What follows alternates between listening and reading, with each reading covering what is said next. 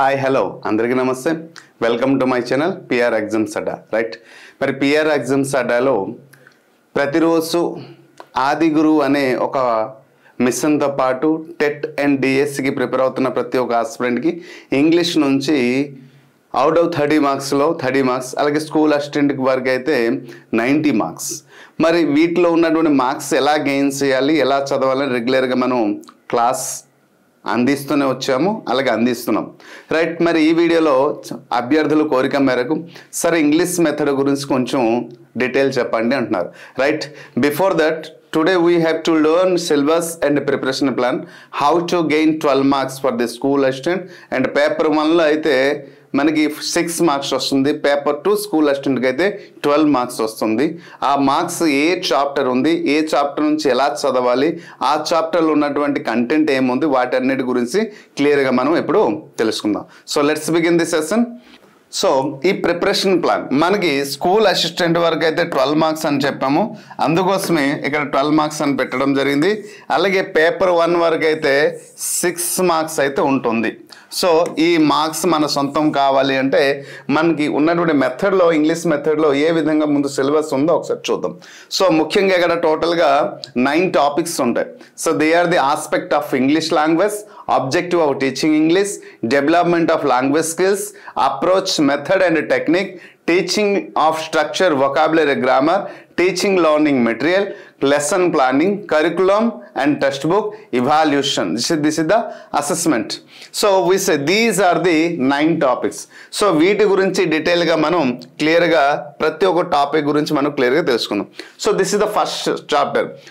మరి ఈ చాప్టర్ గురించి తెలుసుకుంటూ ప్రీవియస్ ఇయర్లో ప్రతి ఒక్క చాప్టర్ నుంచి ఒక క్వశ్చన్ తీసుకోవడం జరిగింది.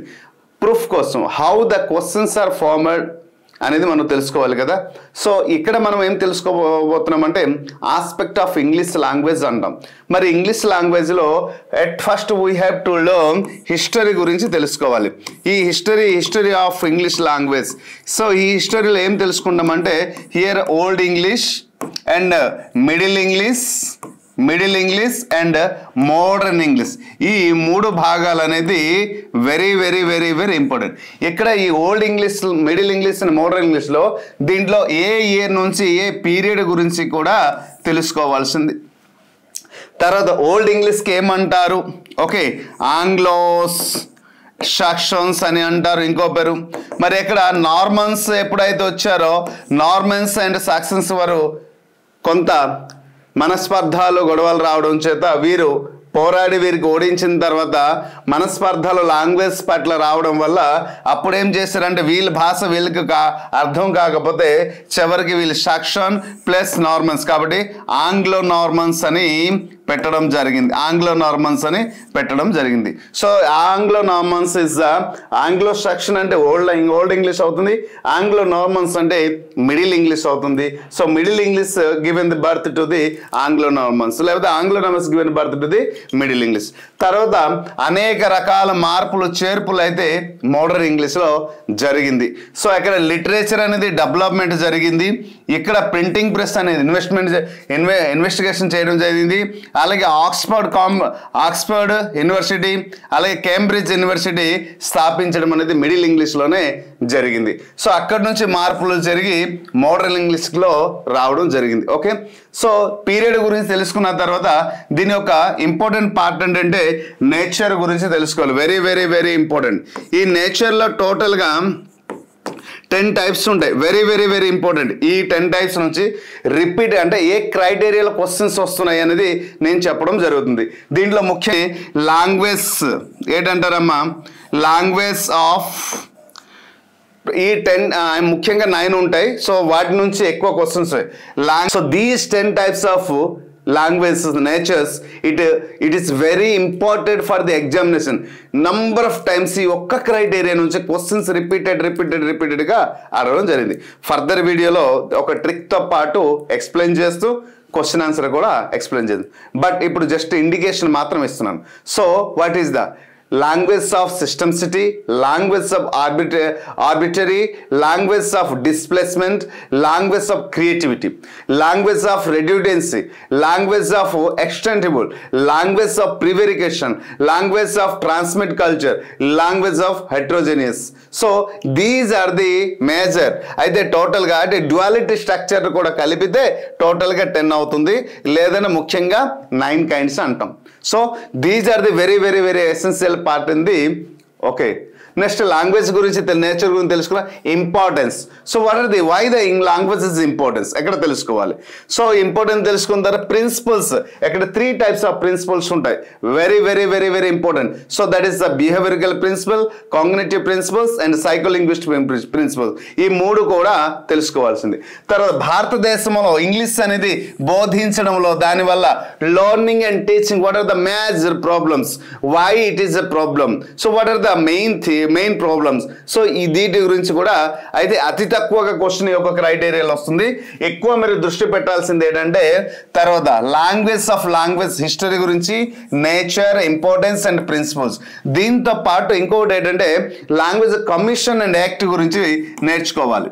కమిషన్స్ అండ్ యాక్ట్ గురించి, so Kothari commission, university commission, Radhakrishna commission, so ఎన్పి ఎప్పుడు వచ్చింది, ఎన్ఈపి ఎప్పుడుగా మారింది, తర్వాత ఈ 3 లాంగ్వేజ్ ఫార్ములా ఎప్పుడు చేరింది, భారతదేశంలో ఇంగ్లీష్ అనేది ఏ షెడ్యూల్లో ఇంట్రొడ్యూషన్ చేయడం జరిగింది, మరి ఇంగ్లీష్ అనేది ఏ లాంగ్వేజ్ ఉంది, వీటి అన్నిటి గురించి ఈ కమిషన్ అండ్ యాక్ట్ గురించి క్లియర్గా తెలుసుకోవాలి.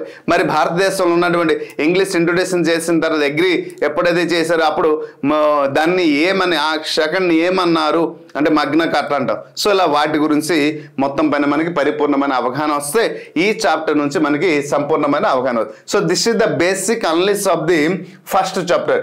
ఇవి ఫస్ట్ చాప్టర్ల గురించి తెలుసుకోవాల్సింది, రైట్. మరి ఫస్ట్ చాప్టర్ నుంచి ఒక క్వశ్చన్ చూద్దాం. The stage of babbling runs from అన్నారు 0 to 7, 7 to 12, 7 to 14 months, 7 to 10 months అన్నారు. ఇక్కడ this is the previous year question, TET 2022లో వచ్చినట్టు క్వశ్చన్. మరి ఈ క్వశ్చన్లు మనం గమనిస్తే ఈ టేబుల్ నుంచి రిపీటెడ్గా క్వశ్చన్స్ మనకి వస్తున్నాయండి. సో దీనికి నేను సింపుల్గా గుర్తుండిపోయేలా ఒక టెక్నిక్ చెప్తాను. మనకి ముఖ్యంగా ఏజ్ ఎప్పటి నుంచి స్టార్ట్ అవుతుందంటే 0 to 6 months, 7 to 10 months, 0 to 6 months, 7 to 10 months, ఓకేనా. తర్వాత 11 to ఇక్కడ 10 అయిన తర్వాత 11 to 18 months, తర్వాత 19 months నుంచి 24 months వరకు వస్తుంది. 19 months నుంచి 24 months. అలాగే ఇక్కడ 24 అయిపోయింది కదమ్మా, 25 months నుంచి స్టార్ట్ అవుతుంది. 25 months నుంచి 36 months వరకు ఉంటుంది.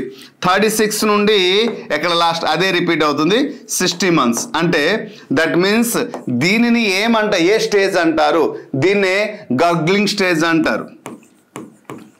సో దీన్ని ఏమంటారు, గగ్లింగ్ స్టేజ్ అంటారు. సో దీనికి తర్వాత దీనినే బబ్లింగ్ స్టేజ్ అంటారు. ఏమంటారమ్మా, బబ్లింగ్ స్టేజ్ అంటారు, బబ్లింగ్ స్టేజ్ అంటారు. తర్వాత ఇక్కడ single word stage, single word, ఇక్కడ 2 words లేదా డబుల్ వర్డ్ స్టేజ్ అంటారు, 2 word స్టేజ్. తర్వాత ఇక్కడ ఏమంటారు, లిస్పింగ్ స్టేజ్ అంటారు, లిస్పింగ్ స్టేజ్. దీన్ని sentence stage, okay, sentence stage. So దీన్నే మనం గుర్తుంచుకోవాల్సింది ఏంటంటే GBs, okay, TLS, GBs TLS. So ఇది మనం గుర్తుంచుకోవాలి. అంటే ఎలా గుర్తుంచుకుంటాం, మీరు మన పిఆర్ అకాడమీలో కోర్స్ తీసుకున్నారు, మీకు టోటల్గా ఎన్ని జీబీలు ఉన్నాయి కోర్సెస్ అన్నీ కూడా తీసుకున్న జీబీలన్నీ డౌన్లోడ్ చేసి స్టోరేజ్ చేశారు. స్టోరేజ్ చేసిన తర్వాత మీరు టెట్ ఎగ్జామినేషన్ రాశారు. టెట్ ఎగ్జామినేషన్ రాసిన తర్వాత డిఎస్సి ఎగ్జామ్ రాశారు. సెలక్షన్ లిస్ట్లో మీరు సెలెక్ట్ అయ్యారు. టెట్ ఎగ్జామినేషన్ తర్వాత డిఎస్సి రాశారు, ఫైనల్ లిస్ట్ వచ్చింది, లిస్ట్లో మీరు సెలెక్ట్ అయ్యారు, మీకు ఉద్యోగం వచ్చింది. సో ఇలా మనం గుర్తుపెట్టుకుంటే చాలు. ఇప్పుడు ఇయర్ కూడా ఈజీ ఇది గుర్తుండేటప్పుడు ఆటోమేటిక్గా ఇక్కడ మంత్స్, ఇయర్ అనేది ఈజీగా we can recognise and we can store in our mind so easily. So ఇప్పుడు చెప్పండి అమ్మా, ఏం అడిగారు, బాబ్లింగ్ అంటే ఎన్నో స్థానంలో ఉంది, 2వ స్థానం. 2వ అంటే ఏంటి, 6 తర్వాత 7 వస్తుంది, right. So what, 7 to 10. So this is the right answer. Hope you understand. ఇలా మనం ఐడెంటిఫికేషన్ చాలా క్లాసెస్ అన్నీ కూడా ఈ విధానంలో నేను చెప్పడం జరిగింది. మెథడ్ క్లాస్ మీ కోరిక మేరకు 1 month వ్యాలిడిటీతో కేవలం 199 రూపీస్కి 1 month వ్యాలిడిటీ ఇస్తాను. 1 month వ్యాలిడిటీ 199 రూపీస్తో పాటు కంటెంట్ అంతా ఇస్తున్నాను. ఇక్కడ మొత్తం కంప్లీట్ కంటెంట్ ఇవ్వడం జరుగుతుంది. దీంతో పాటు 2500 బిట్స్ కూడా ఇవ్వడం జరుగుతుంది. 2000 MCQ ఈ 10 చాప్టర్ మొత్తం 2500 ఇంక్లూడింగ్ ప్రీవియస్ ఇయర్ క్వశ్చన్. దీంతో పాటు మెటీరియల్ కూడా నేను అందిస్తున్నాను. So those who are interested please purchase. Okay, so right. Second చూద్దాం, objective of teaching English. So this is the objective of teaching ఇంగ్లీష్లో మనం తెలుసుకోవాల్సిన అంటే ముఖ్యంగా language education policy in India, language education policy in Andhra Pradesh, and primary what is the objective of the primary level and what is the objective of upper primary and higher level.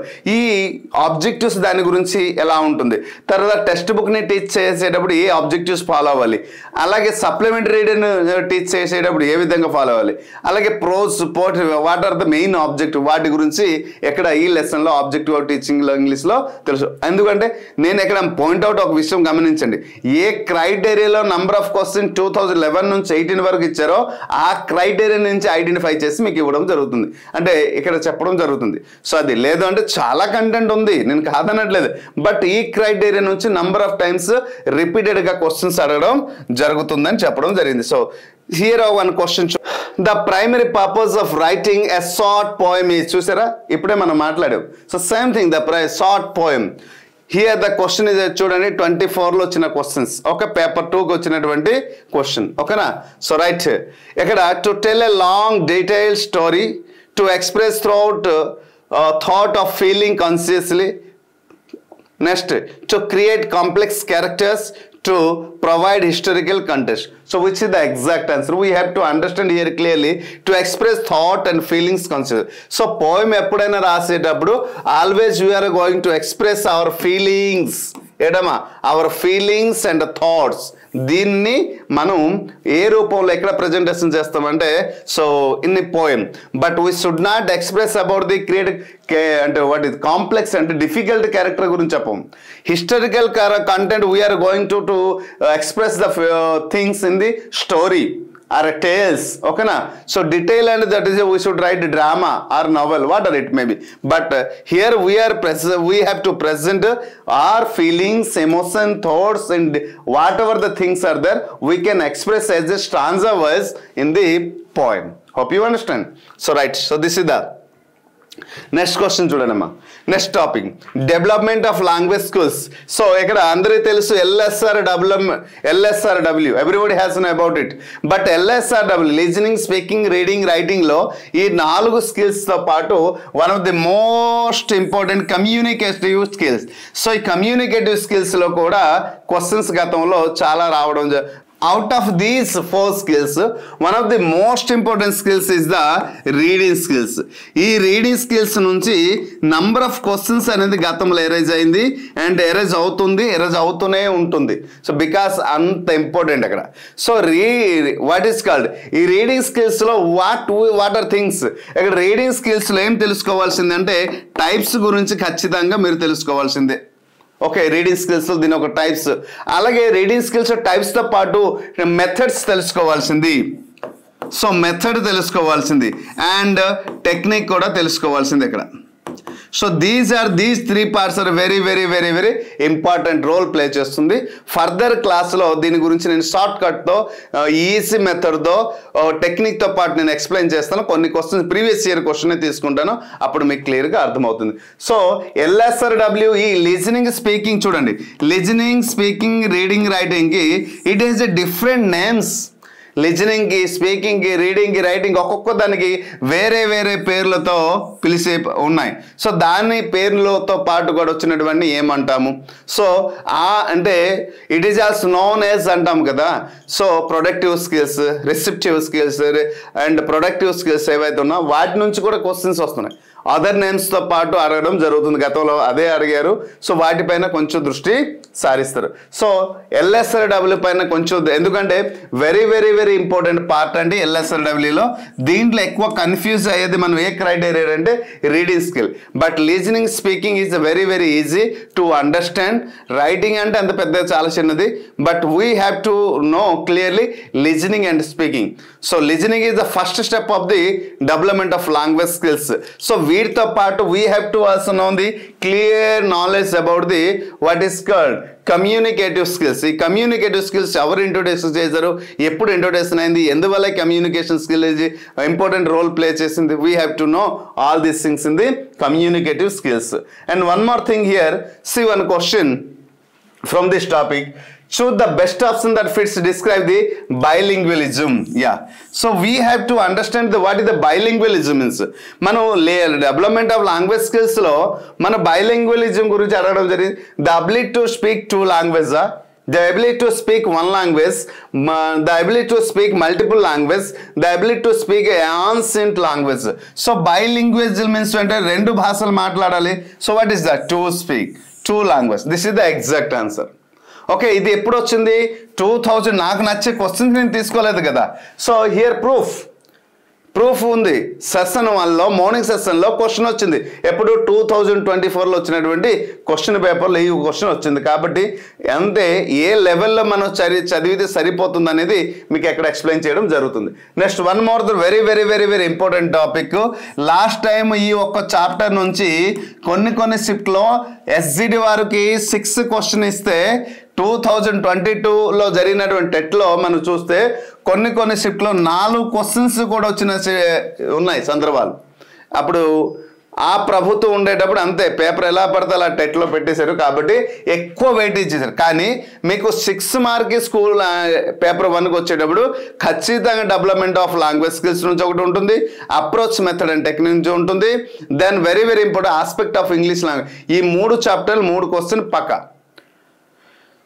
Whereas ఇంకా remain chapter నుంచి ఇటు అటు లేదంటే teaching learning material కానీ, లేదు అంటే what is called class room text book and evaluation కానీ, curriculum and text book నుంచి వాటి నుంచి ఇంకా డిఫరెంట్ చాప్టర్ నుంచి క్వశ్చన్స్ ఇటు మారుతుంటాయి. అంటే ఇక్కడ 3 చాప్టర్, మిగిలిన 6 చాప్టర్ నుంచి 3 క్వశ్చన్స్ ఇస్తారు. ఎక్కడ some times development of language skills కానీ లేకపోతే అప్రోచ్ మెథడ్ నుంచి మినిమం 2 క్వశ్చన్స్, ఈ 3 చాప్టర్ 4 క్వశ్చన్లు కూడా ఇచ్చిన సందర్భాలు ఉన్నాయి గత ఎగ్జామినేషన్లో 2024లో కూడా. సో కాబట్టి అందుకోసం ఇక్కడ very very very important. So what we have to learn? So here we have to learn approaches ఏదైతే ఉన్నాయి we should learn. So here very very important. And methods, what are the methods we should learn clearly. So వీటి నుంచి number of question, అప్రోచ్కి మెథడ్కి we should confuse a lot, కానీ చాలా క్లియర్గా గుర్తుంచుకోవచ్చు. సో అప్రోచ్లో what are the things? Structural approach ఉంటుంది, SOS అప్రోచ్ ఉంటుంది, అండ్ కమ్యూనికేటివ్ అప్రోచ్ ఉంటుంది, అండ్ ఎలక్ట్రిక్ అప్రోచ్ ఉంటుంది, నేచురల్ అప్రోచ్ ఉంటుంది, and suggestive. So these are the approaches of the These are the approaches. So we should learn clear concept of the approaches. ఈ approaches లో merits ఉంటాయి, demerits ఉంటాయి, వాటి నుంచి గురించి కూడా క్లియర్ తెలుసు. ఇప్పుడు స్ట్రక్చరల్ అప్రోచ్ అంటే ఏంటి, SOS అప్రోచ్ అంటే ఏంటి, కమ్యూనికేటివ్ అప్రోచ్ అంటే ఏంటి అని తెలుసుకోవాలి.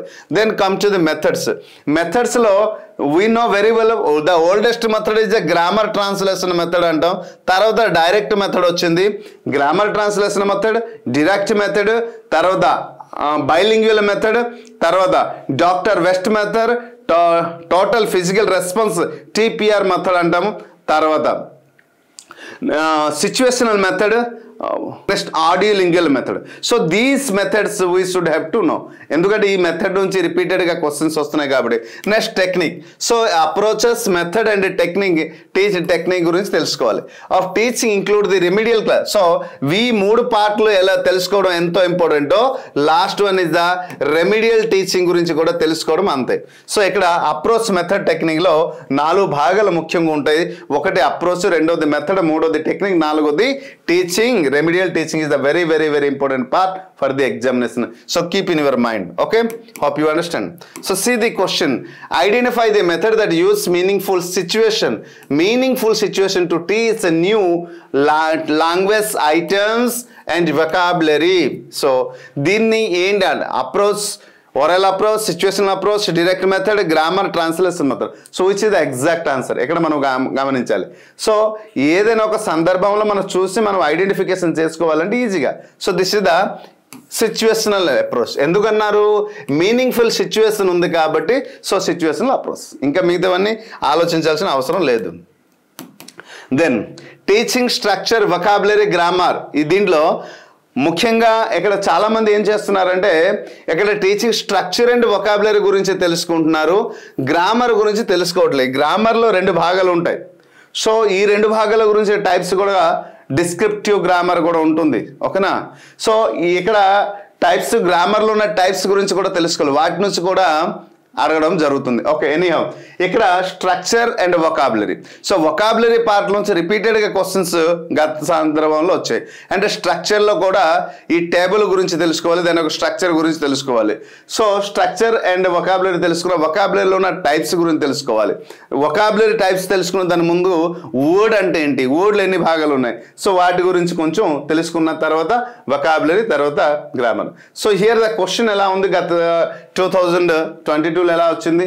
The word that makes a sentence grammatical acceptable are synonyms, antonyms, structural words, content words. So ఇప్పుడే చెప్పాను కదమ్మా, వొకాబులరీ గురించి మనం తెలుసుకోవాల్సింది వర్డ్స్ గురించి తెలుసుకోవాలి. So words related content words ఉంటాయి, స్ట్రక్చరల్ వర్డ్స్ ఉంటాయి, ఎంటోనిమ్స్, సినోనిమ్స్, ఇవన్నీ భాగాలు వస్తాయి. సో వాటి గురించి ఏంటి అని మనం తెలుసుకోవాలంటే we have to know clear. So దాని గురించి మనకి క్లియర్గా అవగాహన. So this is the what is the right answer? Structural word is the exact answer. Hope you understand. So this is. So ఇక్కడ మనం క్లియర్గా తెలుసుకున్నాం. Then teaching, learning, material, English. So ఇక్కడ మెటీరియల్ గురించి ఇంకా అయితే ఈ చాప్టర్కి వచ్చేటప్పుడు ఏమవుతుందంటే మనం వేరేస్ టీచింగ్ టీఎల్ఎంకి వచ్చేటప్పుడు while we are reading to the other subject like as Telugu, like as science, like as maths, ఏ సబ్జెక్ట్ లేదా ట్రై మెథడ్లో చదివేటప్పుడు కూడా టీచింగ్ లెర్నింగ్ మెటీరియల్ కూడా సేమ్ కంటెంట్, కాకపోతే కొంచెం డిఫరెంట్ ఉంది అది. అయితే మీకు కొన్ని చాప్టర్లు ఫర్ ఎగ్జాంపుల్ చూడండి, curriculum and textbook and teaching learning material, evaluation, ఈ 3 చాప్టర్లు అనేది మీకు ప్రతి ఒక్క మెథడ్లో కామన్ సిలబస్. కాబట్టి ఈ 3 చాప్టర్లు మీరు చదివినా చదవకపోయినా ఈ టైంలో మీరు ఈజీగా ఎక్కడ మార్క్స్ గెయిన్ చేయవచ్చు. కానీ స్కూల్ అసిస్టెంట్ వారు ఖచ్చితంగా ఈ 3 చాప్టర్లు చదవాల్సిందే. ఎందుకంటే స్కూల్ అసిస్టెంట్గా ఖచ్చితంగా ఇక్కడ క్వశ్చన్స్ అనేది ఈ 3 చాప్టర్ల నుంచి ఎరేజ్ అవుతుంది. ఎందుకంటే వాళ్ళకి 12 మార్క్స్ 12 క్వశ్చన్స్ వస్తుంది కాబట్టి. Right. The following is not considered an authentic material to teach English. Yes. So authentic material and non-authentic material గురించి మనకి అవగాహన ఉండాలి. మెటీరియల్ అంటేనే మనకి తెలుసు కదా. So authentic material and non authentic material గురించి మరి పరిపూర్ణమైన అవగాహన వస్తేనే మనం రాయాలి. సో అథెంటికల్ మెటీరియల్ అనేది ఏంటి? సో నాట్ కన్సిడర్డ్ అంటే so flash card is brochure, application forms authentic. ఇది authenticated material should not used for the purpose of teaching. Non authenticated material is used for the purpose of teaching అని తెలుసు. So flash card is used for the purpose of teaching అని చెప్పొచ్చు. So this is the major point. So we have to learn clearly. Then come to lesson plan. Yes, very very very important part. మరి lesson plan గురించి ఇప్పుడే మనకు మాట్లాడాం కదమ్మా. Curriculum and textbook and lesson plan, evaluation. Okay, lesson plan and evaluation. So curriculum and text book, lesson plan and so ఈ 4 chapter అనేది ప్రతి సబ్జెక్ట్లో కామన్ అవుతుంది కాబట్టి కొంచెం ఈజీగా మనం లెసన్ ప్లాన్లో మైక్రో లెసన్ ఉంటుంది, యూనిట్ ప్లాన్ ఉంటుంది, సో పీరియడ్ ప్లాన్ ఉంటుంది. ఓకే, సో వాటి గురించి మనం ఇక్కడ తెలుసుకుంటాం. సో వీటి నుంచి కూడా క్వశ్చన్స్ వస్తుంది. Lesson planning is easy, but కొన్ని సందర్భాల్లో క్లాస్లో కూడా వచ్చే క్వశ్చన్ కూడా డిఫికల్ట్ అనిపిస్తుంటుంది. See here, the following anticipated the problem in teaching before they happen during the class అని చెప్పారు question. A lesson plan, teacher's diary, teacher's handbook, teacher's assessment record అని చెప్పారు. The following anticipated the problem in teaching before the. So problem teaching అడిగి before దేని గురించి అడిగారు అంటే so before what they happen during in class. ఒకవేళ ఒక teacher కానీ lesson plan, so the following anticipate the problem in teaching before they happen during the class. అంటే ఒక టీచర్ లెసన్ ప్లాన్ చేయకుండా కానీ క్లాస్కి ఎప్పుడైనా వెళ్తే the teacher has to face many types of problems. So A lesson plan give a complete knowledge how to teach, okay, what to teach, okay, and what is the necessary the period plan వల్ల ఏమవుతుందో ఒక లెసన్కి ఎన్ని పీరియడ్లో అది complete అవుతుందో ఒక అవగాహన వస్తుంది, అందుకోసమే అది ఇంపార్టెన్స్ అన్నాం. Next curriculum and text book very very very important. అయితే ఈ కరికులం టెక్స్ట్ బుక్లో ఈ అకాడమిక్ ఇయర్లో ఇప్పుడు వచ్చిన సిలబస్లో వీటి గురించి ఎక్కువ ప్రాధాన్యత ఇవ్వడం జరిగింది. ఎన్సీఎఫ్ రైట్ టెక్స్ట్ ఎడ్యుకేషన్ 2010, తర్వాత ఎస్సీఎఫ్, అలాగే ఎన్సీఎఫ్ ఓకే 2005 2020, తర్వాత ఎన్సీఎఫ్ పిఈ 2022, ఏదైతే నెక్స్ట్ ఎన్సీఎఫ్ ఎస్సీ 2020. వీటి గురించి కొంచెం ప్రాధాన్యత ఇచ్చారు కాబట్టి ఈ టాపిక్స్ పైన కొంచెం ఎక్కువ దృష్టి పెట్టి చదవడం మ్యాక్సిమం. వీటిని కరికులం టెక్స్ట్ బుక్లో ఒకప్పుడు మన కరికులం టెక్స్ట్ బుక్లు అంటే ఎన్సీఎఫ్ గురించి ఎన్పిఈ గురించి మనం చదివేస్తే చాలు అని అనుకుంటాం, కానీ ఈ సంవత్సరం మాత్రం ఎక్కువ కొంచెం యాడ్ చేయడం జరిగింది. అంటే రీసెంట్గా వచ్చిన పాయింట్స్ కాబట్టి దీనిపైన కొంచెం ప్రత్యేక శ్రద్ధ వహిస్తారు. See here, the following is called a manual instruction. So manual instruction అంటే దేన్ని అంటాం? అందరికీ తెలుసు manual instruction is the textbook. ఏం చెప్పవచ్చమ్మా? Manual instruction is textbook. So కాబట్టి అందరికీ ఈజీగా రాయగలుగుతారు.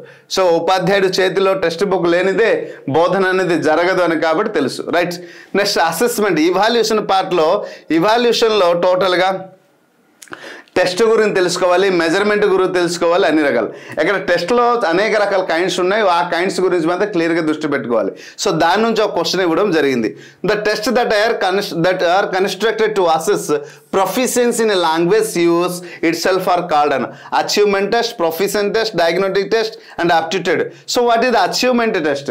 అచీవ్మెంట్ టెస్ట్ అనే పర్పస్ ఏది ఉపయోగిస్తారంటే achievement test should conduct during the course. అంటే ఇది స్టూడెంట్ యొక్క స్టాటస్ని తెలుసుకోవడానికి కండక్ట్ చేసినటువంటి టెస్ట్ ఏదైనా ఉంది అంటే అది achievement test. Next proficiency test. Proficiency test is conducting for the purpose of what proficiency level ఏదైతే ఉంది. మోస్ట్లీ ఇది ఎవరు కండక్ట్ చేస్తున్నారు అంటే టోయిఫల్ వారు కండక్ట్ చేస్తున్నారు. Next diagnostic test. So it is conducted by the teacher for the student for the purpose off to find out the weakness and strength of the student. లేదు అంటే ఒక ఇంటర్వ్యూలో కూడా ఇది కండక్ట్ చేస్తారు డయాగ్నోస్టిక్ టెస్ట్. ఎందుకంటే ముఖ్యంగా ఆ వ్యక్తి యొక్క what is called weekend strength. ఒక స్టూడెంట్ ఒక అడ్మిషన్ టైంలో కూడా కండక్ట్ చేయవచ్చు వీకెండ్ తన లేదు అంటే ఒక పర్టికులర్ కోర్స్ జరుగుతున్నట్టు ఆ టాపిక్ పైన పరిపూర్ణమైన అవగాహన వచ్చిందా, అవగాహన రాలేదని తెలుసుకోవడానికి కూడా కండక్ట్ చేస్తారు. Next aptitude test. It is the very very important. So it is also to find out the proficiency level in a language. So proficiency లెవెల్ని తెలుసుకోవడానికి కండక్ట్ చేస్తారు. So these are the so ఏమన్నారు ఇక్కడ structure proficiency లెవెల్ని కనుక్కోవడానికి. So itself is called, చూడండి ఏమన్నారంటే the test that are constructed to assess proficiency language use itself are called అని అన్నారు. So which is the exact answer? So aptitude test is the exact answer. Hope you understand. I think this video will helpful for the paper 1 and paper 2. So కాబట్టి ఒకవేళ ఇంకా ఏ topic గురించి అయినా కొంచెం డీటెయిల్గా చెప్పండి, ఏ టాపిక్ అయితే మీకు అవసరం ఉంటుంది, అర్థం కావట్లేదు కామెంట్ బాక్స్లో కామెంట్ చేయండి. ఖచ్చితంగా మనం రెగ్యులర్గా దాని గురించి క్లాస్ చేసి మీకు అందిస్తాను. అలాగే ప్రీవియస్ ఇయర్ క్వశ్చన్స్ ఏవైతే ఉన్నాయో ఆ క్వశ్చన్స్ అన్ని కూడా మీకు క్లియర్గా ఎక్స్ప్లెయిన్ చేస్తాను, రైట్. సో ప్రతి ఒక్కటి మన యాప్లో అయితే పిఆర్ అకాడమీ అనే యాప్లో కంప్లీట్ కోర్స్ అయితే ఉంది. అలాగే దీనికి సంబంధించిన మెటీరియల్ కూడా ఉంది. అలాగే ఏదైతే నేను నా స్వతः హస్తాలతో రాసిన మెటీరియల్, అలాగే దీనికి సంబంధించినటువంటి బిట్స్ కూడా 2500 బిట్స్ వరకు నేను అందించడం జరుగుతుంది. సో అలా ప్రతి ఒక్క విషయం మీకు హెల్ప్ఫుల్ చేయడం జరుగుతుంది కాబట్టి so please go and through the PR academy app and download చేసి చెక్ చేయండి, అందరికి హెల్ప్ఫుల్ అవుతుంది. Hope you understand clearly. Thank you.